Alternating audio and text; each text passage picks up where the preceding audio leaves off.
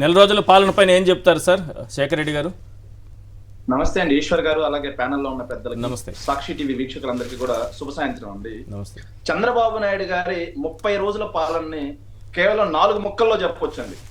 4 ముక్కల్లో మాత్రమే చెప్పొచ్చు. ఏంటంటే క్షీణించిన శాంతి భద్రతలు, విచ్చలవిడి విధ్వంసం, బెంబేలెత్తిపోతున్న పారిశ్రామికవేత్తలు, సామాన్య ప్రజానికం.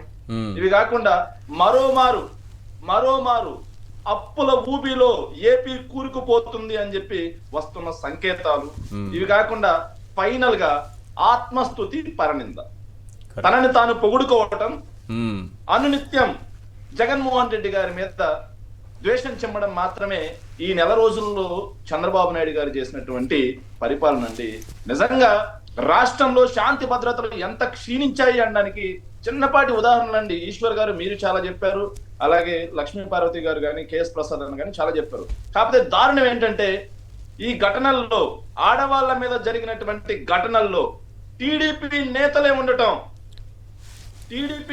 ఉండటం, అధికారంలో ఉన్నటువంటి పార్టీకి సంబంధించిన వ్యక్తులే మహిళల మీద అత్యాచార యత్నాలు, హత్యలు చేస్తుంటే, కంచె చేను వేసినట్టుగా అధికార పార్టీకి చెందిన వాళ్ళే చేస్తూ ఉంటే దాన్ని కనీసం ఖండించని హోంమంత్రి, దాన్ని కనీసం అడ్డుకొని డిప్యూటీ సీఎం ఇలాంటి మంచి చర్యలు కాదు అని చెప్పి కనీసం సంకేతాలు ఇవ్వని ముఖ్యమంత్రి ఉండడం రాష్ట్రానికి పట్టినటువంటి దౌర్భాగ్యం అండి.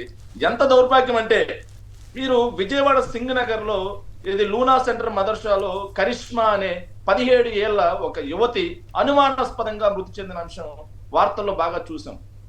సేమ్ ఇదే విధంగా ఇంతకు ముందు అయేషా గారు చనిపోయారు. సేమ్ ఇదే విధంగా ఏదైతే పవన్ కళ్యాణ్ గారు ప్రతిసారి మాట్లాడే సుగాలి ప్రీతి అనే అమ్మాయి అంశం కూడా చంద్రబాబు నాయుడు గారి హయాంలోనే అనుమానాస్పదంగా చనిపోవడం జరిగింది. సుగాలి ప్రీతి గారి అంశాన్ని రాజకీయం కోసం ఇంతలా వాడుకున్నటువంటి పవన్ కళ్యాణ్ గారు మరి ఎందుకని చెప్పేసి కరిష్మా అనే ఒక 17 ఏళ్ల ముస్లిం బాలిక మృతి గురించి మాట్లాడలేదండి. పవన్ కళ్యాణ్ గారికి మాట్లాడడానికి ఏం అడ్డం వచ్చింది? ఇవి కాకుండా అండి అనకాపల్లి రాంబిల్లి మండలంలో ఏదైతే నోట్ రాసి మరి 9వ తరగతి చదువుతున్నటువంటి విద్యార్థిని నరికి చంపారు. ఇంకా దారుణం ఏంటంటే ఈశ్వర్ గారు, అన్నమయ్య జిల్లా వీరబల్లి మండలం వదివీడి గ్రామంలో ఒంటరిగా ఉంటున్నటువంటి ఒక మహిళ మీద అత్యాచార యత్నానికి టీడీపీకి చెందినటువంటి నేత పెద్దరెడ్డయ్య అనే అతను పాల్పడితే అత్యాచార యత్నానికి పాల్పడితే ఆ మహిళ పోలీస్ స్టేషన్కి వెళ్ళి అయ్యా ఇతను నా మానాన్ని దోచుకోబోయాడు అని చెప్పి కంప్లైంట్ ఇస్తే కనీసం కంప్లైంట్ తీసుకోవడానికి కూడా పోలీసులు సిద్ధం కాకపోగా ఆవిడ్నే దూషించి పంపిస్తే ఆమె అవమాన భారంతో ఆత్మహత్య యత్నానికి పాల్పడి హాస్పిటల్ వేస్తే ఇది ఈ రోజు రాష్ట్రంలో జరుగుతుంది. ఇంత దుర్మార్గం, పోలీసులు కంప్లైంట్ కూడా తీసుకోవడానికి కంప్లైంట్ కూడా తీసుకోకుండా మహిళ మీద తీవ్రమైన పదజాలంతో పోలీసులు మాట్లాడితే ఆవిడ తీవ్ర మనస్తాపానికి చెంది ఆవిడ వచ్చేసి ఆత్మహత్య యత్నానికి పాల్పడి హాస్పిటల్ కి చేర్చినటువంటి దారుణమైన పరిస్థితులు రాష్ట్రంలో ఉన్నాయండి.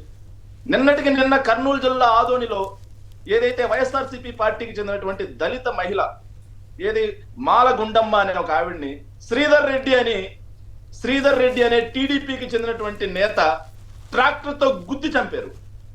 దాన్ని వాళ్ళ నాన్న పక్కనే ఉండి మాట్లాడుతున్నాడు. వీడియోస్ చూస్తే చంపేంట్రా చూసుకుందాం, మన గవర్నమెంటే ఉంది. ఏం మెసేజ్ ఇస్తున్నారండి ప్రజలకు? ఏం మెసేజ్ ఇస్తున్నారు?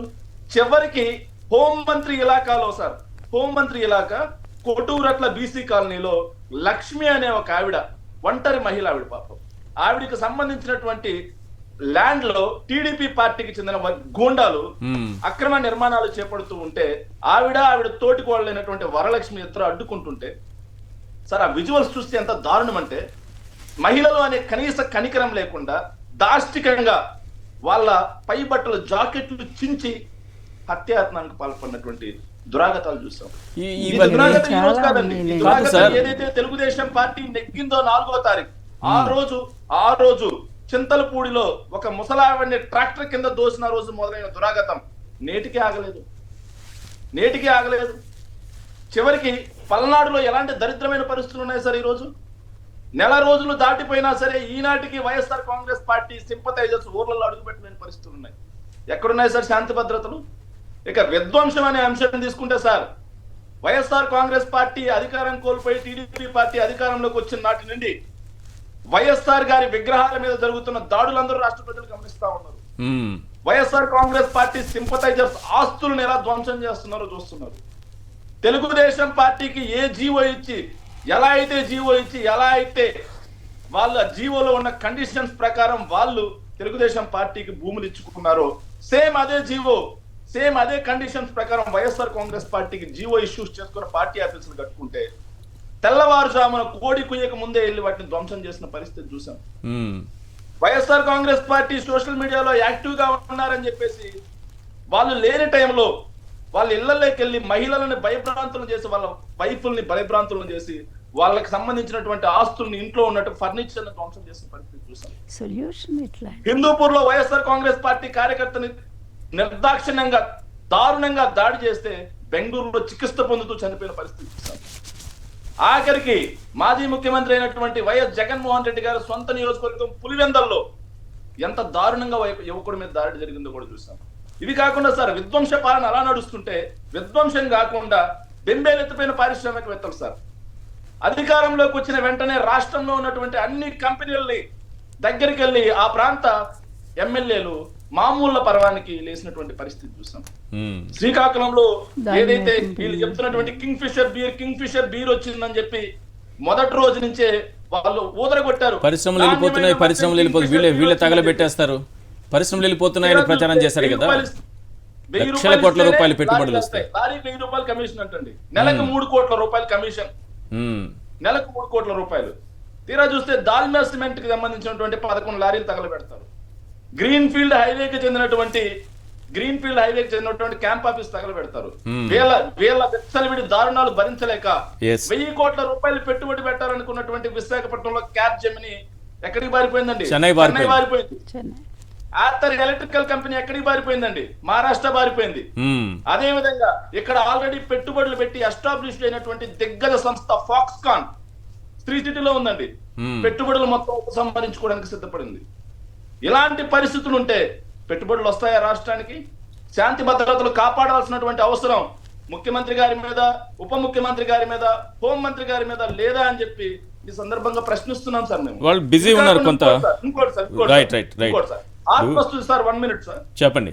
ఆత్మస్తుతి పరనింద అనే విషయం కూడా మాట్లాడాలి సార్. ఆత్మస్తుతి అంటే చంద్రబాబు నాయుడు గారు ఎంతవరకు ఈ రాష్ట్రానికి బొడ్డు కోసి నామకరణం చేసింది నేనే లేకపోతే వేరే లేదు అంటూనే అనునిత్యం జగన్మోహన్ రెడ్డి గారి మీద శ్వేతపత్రాల పేరుతో, అవి శ్వేతపత్రాలు కాదండి, బ్లాక్ పేపర్స్, వైట్ పేపర్స్ అని మనం అనమండి. ఎందుకంటే వైట్ పేపర్ అంటే నిజం మాత్రమే ఉంటుంది, నిజాలు కాకుండా మొత్తం సత్యదూరమైనటువంటి మాటలు వేసేసి రాష్ట్రం ఏదో అయిపోయినట్టుగా, జగన్మోహన్ రెడ్డి గారు రాష్ట్రాన్ని ఏదో చేసేసినట్టుగా మాట్లాడడం ఎంత దారుణం అంటే సార్, కేవలం నెల రోజుల వ్యవధిలో టీడీపీ ప్రభుత్వం అధికారంలోకి వచ్చిన తర్వాత జూన్ 28వ తారీఖున 2000 కోట్లు, జూలై 2వ తారీఖున 5000 కోట్ల రూపాయలు, ఇప్పుడు రేపు 16వ తారీఖున 2000 కోట్ల రూపాయలు. మంగళవారం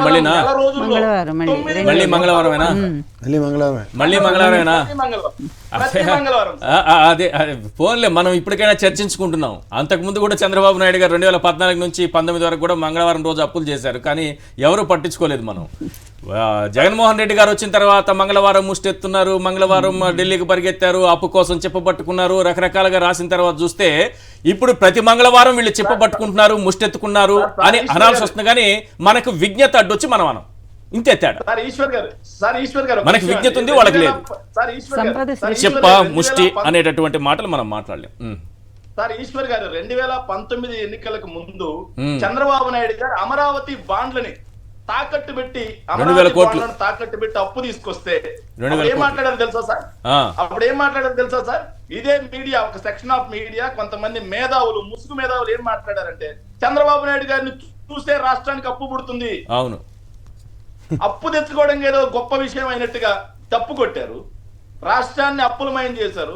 తీరా 2019 నుంచి 24 వరకు 2 సంవత్సరాలు కరోనా ఉన్న జగన్మోహన్ రెడ్డి గారు అత్యంత ఆర్థిక క్రమశిక్షణతో రాష్ట్రాన్ని నడిపితే రాష్ట్రం అప్పులమయమైందని చెప్పేసి తప్పుడు ప్రచారం చేశారు.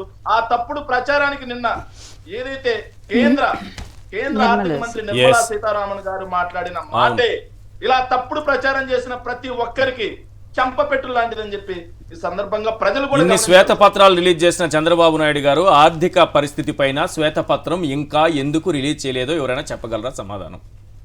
షూర్ సార్, ఖచ్చితంగా. ఎందుకంటే సార్ ఆ, మనకున్నటువంటి వార్తల ప్రకారం చంద్రబాబు నాయుడు గారు ఆర్థిక శాఖలో అధికారుల మీద తీవ్రమైన ఒత్తిడి పెడుతున్నారు. ఏం ఒత్తిడి పెడుతున్నారంటే మేము 14 లక్షల కోట్ల రూపాయలు జగన్మోహన్ రెడ్డి గారు అప్పు చేస్తారు అని చెప్పి మేము ప్రచారం చేశాం. ఆ 14 లక్షల కోట్ల రూపాయల అప్పుల్ని మీరు ఎలా అయినా సరే తప్పుడు లెక్కలైనా సరే చూపించి రాష్ట్ర ప్రజల ముందు ఇలా శ్వేత పత్రం అని చెప్పి 100% నిర్మలా సీతారామన్ గారు మాట్లాడిన తరువాత కూడా వీళ్ళు 10 లక్షలో 11 లక్షలో 14 లక్షలో అన్నారంటే అధికారుల పైన ఒత్తిడి తీసుకొచ్చి ఎలాగైనా తయారు చేయమని చెప్తున్నారు అనేది ఒక టాక్. ఇప్పుడు ఎస్